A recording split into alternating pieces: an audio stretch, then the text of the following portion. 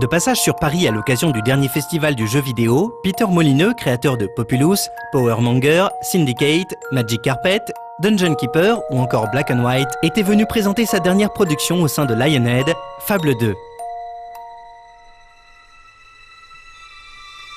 My name is Peter Molyneux. I am called a creative director these days, which kind of means that in Fable 2 I was the creative part, one of the creative forces behind Fable 2, but I was not the only designer. I had a team of 7 designers under me, and some of them specialized in combat and some of them specialized in simulation, and I tried to guide those people. It's the best thing. Sur cette suite donnée à Fable, l'action RPG exclusif à la console de Microsoft, le studio de développement s'est attaché à développer 3 points essentiels. Drama, and this is something I've learned as a designer, is that a game mechanic without the drama means nothing. And what drama means, yes, it means a great story. Absolutely, it means a great story. It means a story that we needed to have script writers to write and help us with, and film directors and actors to help us with. But it also means, what drama means is that if we do our job right, we can wrap that story around the game mechanics in a way it hasn't been done before. So we have this thing in the game called a dog. And early on in the game, you get this dog and he's by your side and he's your companion and he's a faithful dog and he looks you up in the eyes, and sometimes your heart will melt just for the fact that you've got this dog and he wags his tail when you're excited. And that begins to get under your skin. You can't help yourself to like the dog.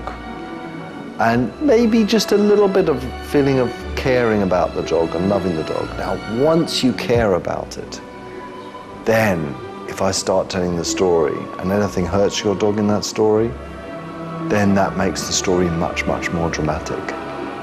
So don't think of drama as just the words that you hear coming out of people's mouths or the combat that you fight through. Think of it as being how you're feeling while you're playing the game. And I want you to feel different emotions while you're playing Fable 2.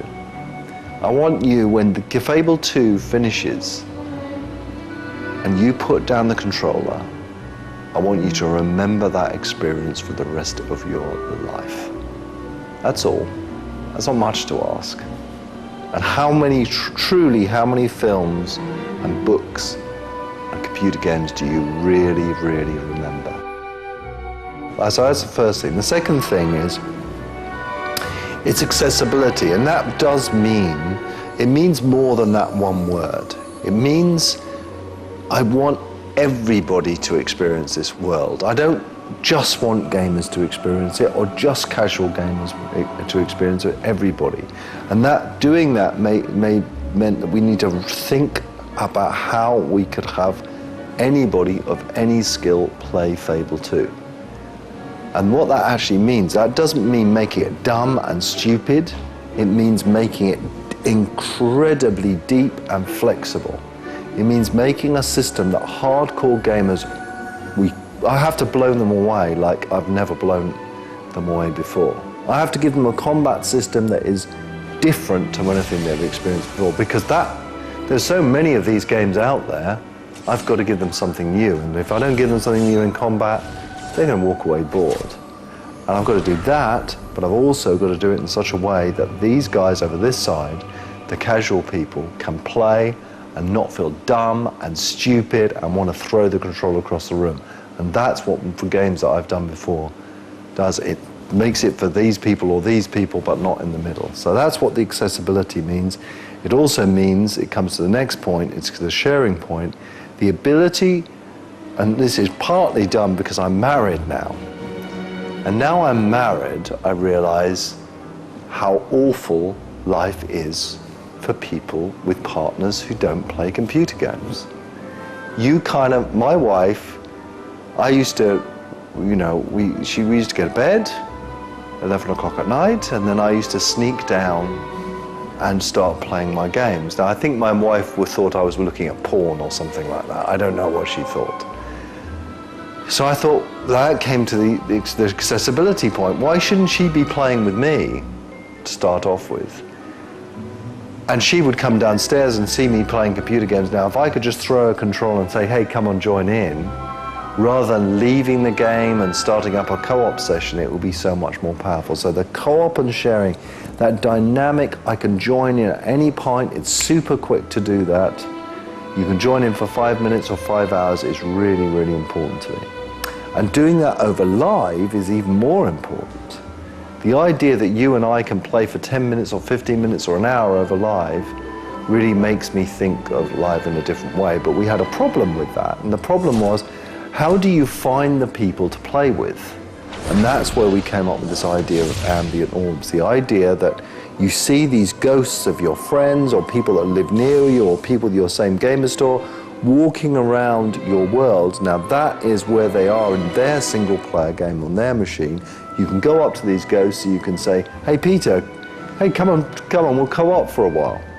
And it's only when you go into someone's world that something amazing happens. It's only when you come into my world and see how different it is to your world, how different my hero is, how different the dog behaves, how different my wife is in the game, how different my child is in the game, how different the whole region is, that you realize that, my world and me and the game and all that is unique to what I'm like. Those are the three big things in Fable 2. Now we've got other things like free roaming and crime systems and 300 weapons, and gosh knows what else, but those are the things that I think that represent the special features in Fable 2. Tout comme dans la série Fallout, un nouveau personnage fait son apparition dans Fable 2, le chien. Une feature que l'on pourrait croire a priori gadget, mais qui sert au final plusieurs des axes de développement souhaités par Peter et son équipe. What we did, we approached Fable 2 in a very different way. We experimented with things at the start. Now, when I went into the team, as I do, and in that experimental stage, I said, I've got a great idea. I've got the big feature for Fable 2, and I built it all up to the team members. And I did it, and I love doing this, and people hate me for it. I went in like on Monday, and I said, I have a great idea for Fable 2, the big feature. What is it? Everyone, I'm not going to tell you. And then Tuesday and Wednesday and Thursday, and I eventually built everybody up to a frenzy of what this idea was. I said, it's going to be one of the greatest features we've ever done and all of that stuff. And then I got the designers in a room and I sat down and I said, we are going to create a dog. And he's going to have no special powers. And he's not going to be able to wag his tail at 100 miles an hour and fly through the air. And he's not going to fire laser beams out of his eyes. It's just going to be a dog. They all looked at me as if I was an idiot. And it's only when I think the reason I delayed telling people is I was just sorting it out in my mind, and I thought, I want a dog because I want the companionship of the dog. And then I thought, well, what can we do with a dog? What could he actually do? And we had this little test where we used Fable 1, and after I'd said a dog, this wasn't me, this was the genius of the people I work with, who are far more smarter and clever than I'll ever be. And I said, right, well, let's get this dog in. Let's see how it feels to travel around with a dog. And they, instead of putting the dog behind you, like in all games at the moment I play, if you're traveling with anything, whether it's a dog or a person or anything else, those people are always behind you. They follow you around. Instead, they just put the dog there in front of you. And suddenly, he came alive. Suddenly he was this thing where emotionally I felt that he was already out there, and it meant he could do things like scout for you, he could sniff things out, he could warn you about things. I'm just putting it on fire. So he, like any game feature, it starts with an idea but it evolves, and it's that evolution that is so wonderful. Doté de fonctionnalités alléchantes, comme la possibilité d'exercer un métier, de fonder une famille ou d'acheter redécorer sa propre maison, et apprêté d'un look en complète rupture avec les RPG japonais investissant petit à petit la Xbox 360, Fable 2 est incontestablement l'un des titres forts de la console en cette fin d'année. Reste maintenant à voir avec la critique à venir si Peter et son équipe sont parvenus à tenir toutes leurs promesses et à donner une réelle résonance ludique à leurs idées.